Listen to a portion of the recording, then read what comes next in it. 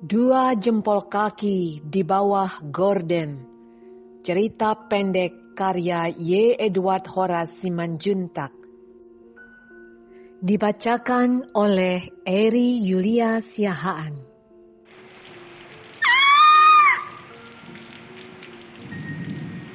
Terdengar jeritan pada tengah malam. Di luar turun hujan. Guntur menggelegar. Kilat menyambar-nyambar. Daun-daun pepohonan saling bersentuhan, membuat keributan bersama angin yang bertiup kencang, seperti penanda ada sesuatu yang tidak beres terjadi.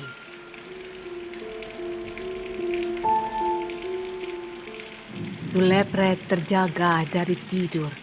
Di depannya, seorang anak dengan bibir bergetar dan kaki gemetar duduk lemas di dekat pintu. Matanya memancarkan sorot ketakutan. "Ada apa, Nak? Ada apa?" Perempuan kecil itu tidak menjawab. Ia menundukkan kepala ke lantai, mengempitnya rapat-rapat dengan kedua kakinya. Sulepret mendekati dan menyentuhnya. Badannya basah, keringat bercucuran. "Ada penjahat, Pak." Kegemparan masih melanda desa itu. Para warga tidak bisa tidur dengan tenang. Penjagaan di pos keamanan semakin diperketat. Aturan jam malam terus diberlakukan. Orang-orang asing yang mencurigakan ditanyai macam-macam. Sudah 1 bulan warga hidup dalam ketakutan. Desa dengan penduduk berjumlah 150 orang itu kian hari kian berkurang penghuninya. Anak-anak satu persatu hilang entah kemana. Semua berusia di bawah 6 tahun. Belum sekolah. Salah satu ibu pernah melapor. Matanya berkaca-kaca. Pipinya basah, terseduh-seduh. "Pak, anak saya, Pak. Anak saya," katanya pada Sulepret. Banjir tangisnya semakin deras. "Kenapa, Bu?" "Anak saya belum pulang ke rumah, Pak. Dari kemarin sore." Sebagai salah satu petugas keamanan di desa itu dan karena mulai terbiasa dengan peristiwa itu, Sulepret mendengarnya dengan tenang.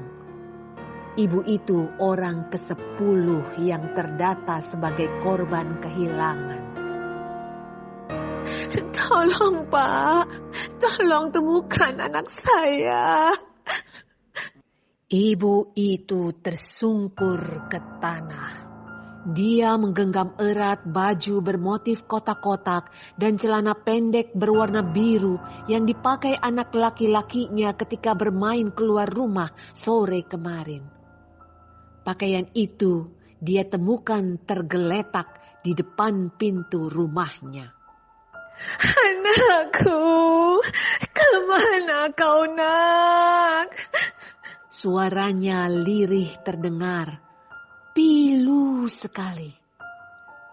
"Tenang, Bu, tenang. Kami pasti cari." Hanya itu yang bisa Sulepret katakan.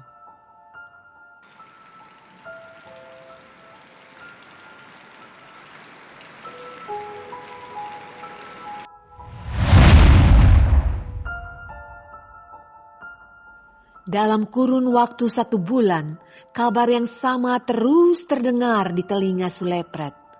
Sudah 15 anak hilang. Ada yang kakak beradik dari satu keluarga. "Pak! lihat itu!" kata ibu lain pada suatu malam di pos penjagaan. Sepanjang jalan, ibu itu meraung-raung. Tangisnya membangunkan warga.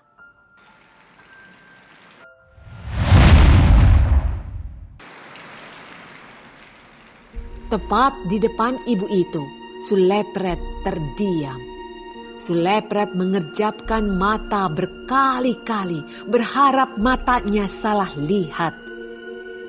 Tangan ibu itu membawa sepotong tangan.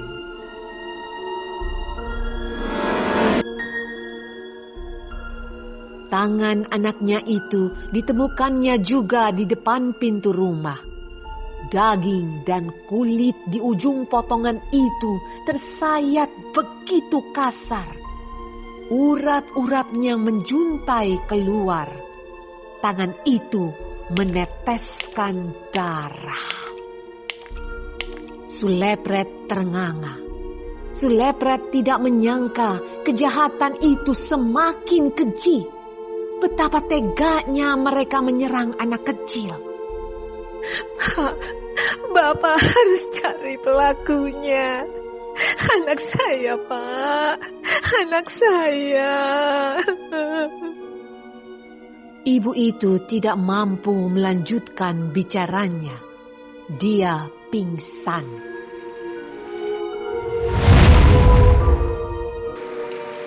Sebenarnya, Sulepret bersama 10 orang warga penjaga desa sudah berkeliling setiap hari secara bergantian saat pagi, siang, bahkan tengah malam untuk menangkap penjahat biadab itu. Setiap orang ditanyai, hampir semua rumah warga digeledahi. Tidak ditemukan sama sekali bukti mencurigakan yang menunjukkan tanda-tanda seorang pembunuh atau penculik anak. Sampai sekarang, penjahat itu belum ditemukan. Sulepret hampir menyerah. Karena peristiwa itu semakin mengerikan, kepala desa mengumpulkan seluruh warga beserta anak-anak mereka di balai desa. Suatu siang, saat matahari mulai terik-teriknya, kepala desa mengumumkan peringatan.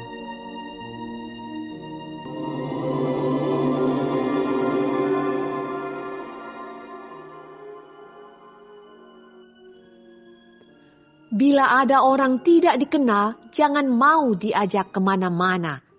Kalau ada orang asing beri makanan, tolak mentah-mentah. Jangan pergi malam-malam. Bapak ibu harus jaga anaknya.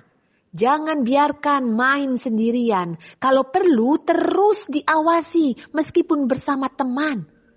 Begitu perintah kepala desa. Sulepret sebetulnya menaruh curiga pada Surimin. Sulepret dengar, sebagai orang pintar di desa itu, Surimin menjalankan ilmu hitam dengan mencari tumbal agar roh yang dia punya mau menjalankan perintahnya. Kedua warga penjaga juga berpendapat sama. Apa mungkin Surimin, Pak? Dia kan dukun. Pasti dia butuh tumbal. Saya curiganya juga begitu, Pak. Bapak ingat, tinggal rumah Surimin yang belum kita geledah. Ayo ke sana, Pak. Malam itu mereka bergegas menuju rumah Surimin. Surimin dikenal jarang keluar rumah. Rumahnya selalu gelap meskipun malam. Bau kemenyan tercium mulai teras rumahnya. Beberapa tengkorak manusia terpajang di ruang tamunya. "Surimin, keluar kau!" Seorang lelaki berjanggut putih dengan badan sedikit bungkuk membuka pintu. "Ada apa?" Sulepret dan kedua warga itu memaksa masuk. Sambil menutup hidung karena bau kemenyan begitu menyengat, mereka mengobrak-abrik rumah Surimin. Dari ruang tamu, ruang tengah, hingga kamar belakang semua digeledah. Semua begitu gelap. Sulepret menyalakan senter. Hei, ada apa ini? Bapak-bapak tidak sopan, sergah Surimin. Dia merasa keberatan Sulepret memeriksa tanpa izin. Sulepret masih saja sibuk menggeledah. Saya sudah tidak main dukun lagi, Pak. Surimin duduk di kursi goyang di ruang tengah. Dia menyalakan sebatang rokok. Bapak curi anak buat tumbal, kan? Sulepret menuduh. Hei, mana buktinya? Jangan asal tuduh begitu. Kedua warga itu berkumpul di ruang tengah. Mereka sedikit kecewa. Tidak ada bukti barang senjata tajam. Keris-keris pun tak ada. Sudah saya bilang, saya sudah tidak pakai ilmu hitam. Sulepret mengerutkan dahi. Dia berusaha percaya tetapi agak sulit. Masih ada tanda tanya dalam benaknya.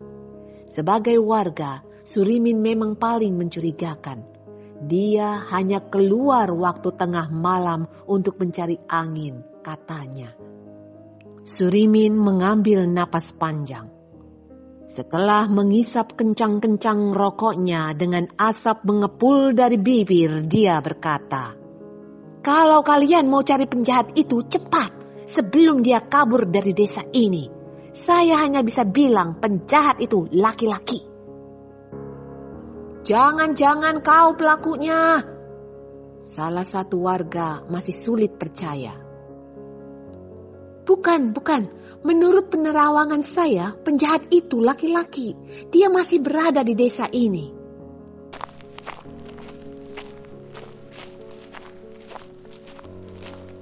Karena tidak menemukan bukti, Sulepret dan kedua warga itu pergi dengan tangan kosong. Surimin menyeringai. "Penjahat, oh penjahat, mengapa engkau begitu bejat? Mengapa anak menjadi sasaran kekejaman? Apa salah insan kecil tak berdosa itu? Mereka masih punya masa depan yang begitu panjang. Mengapa nyawanya harus melayang begitu cepat? Betapa biadabnya penjahat yang menyiksa anak. Betapa pecundangnya orang yang menculik makhluk tidak berdaya, yang tidak mampu melawan apa-apa." "Pak, dia masuk kamar!" Adinda yang berusia 5 tahun itu berteriak semakin kencang. Sulepret menoleh. Beberapa tetangga yang mendengar menggedor pintu. "Pak, ada apa? Ada maling?" "Shh, jangan berisik. Penjahat itu di sini." Dengan cepat para tetangga itu pulang ke rumah masing-masing. Tidak berapa lama mereka datang kembali. Ada yang membawa linggis, ada yang memegang parang, ada pula yang menggenggam golok. "Ayo Pak, kita bunuh. Jangan sampai lolos kali ini." Salah seorang dari mereka berbisik. Sulepret menempelkan jari telunjuk ke bibir. "Shh, jangan bersuara." Sulepret memberi isyarat. Penjahat itu bersembunyi di kamar pembantu di bagian belakang rumah dekat toilet. Kebetulan pembantu sedang tidak di rumah karena pulang kampung mengurus ibunya yang meninggal sakit jantung. Pada lantai menuju kamar itu, ada bekas tapak kaki yang sedikit berair. Di luar masih hujan. "Saya jaga di luar saja, Pak. Mana tahu dia melompat keluar jendela," ujar salah seorang tetangga. Dengan perlahan, Sulepret berjalan bercingkat. Sulepret menyalakan lampu. Sulepret membuka pintu.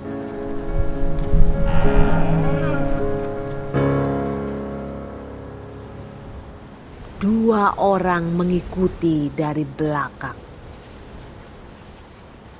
Beberapa tumpukan pakaian di atas meja dekat jendela bergorden hitam panjang hampir menyentuh lantai berjatuhan. Pintu lemari sedikit terbuka. Gorden itu bergerak-gerak. 2 jempol kaki terlihat di bawah gorden. Selepret membuka gorden.